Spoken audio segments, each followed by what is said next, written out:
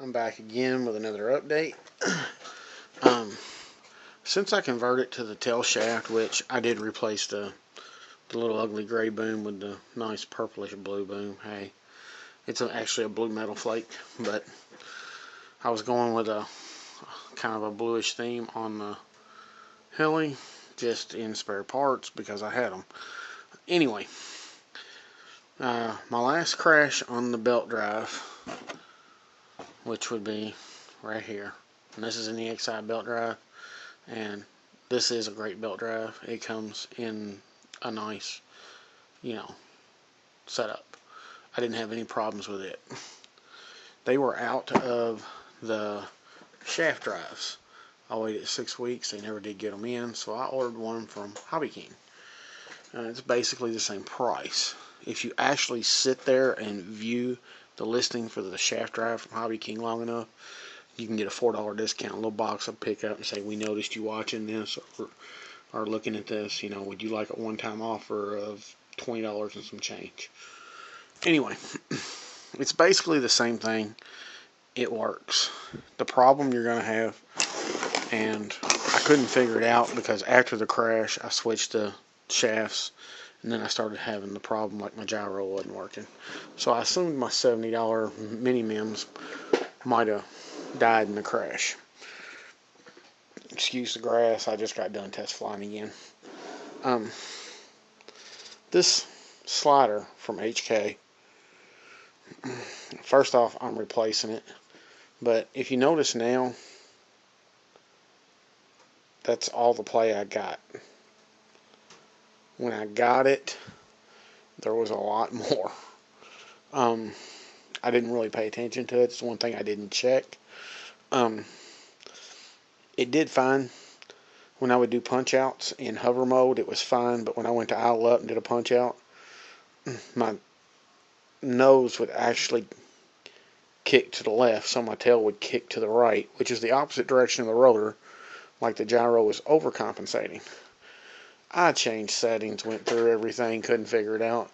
So I finally decided maybe it's my gyro or my servo. They took a, hit in the crash and died.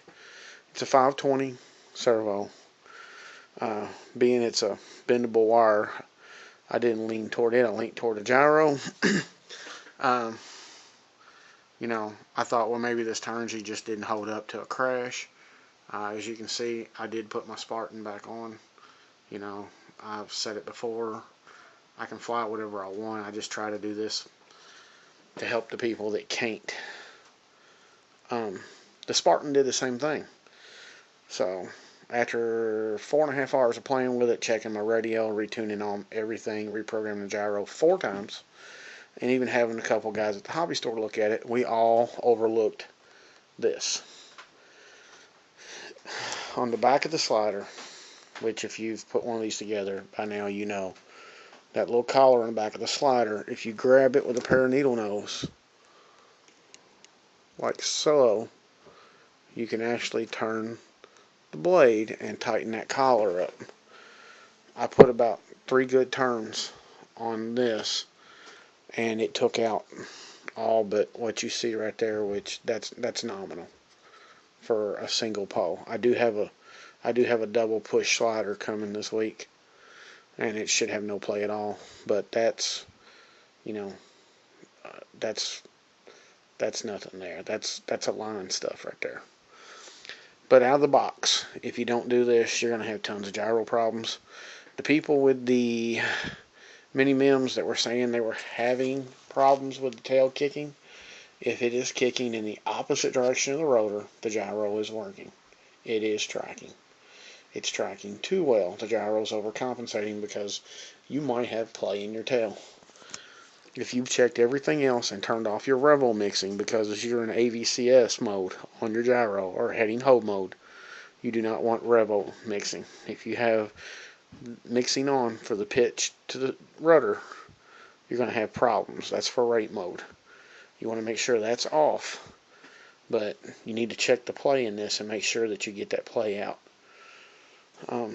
Just thought I'd let you know because, like I said, I broke out another gyro. I guess I'll go back and put my mini MIMS on now and give it another shot. And thank you for watching.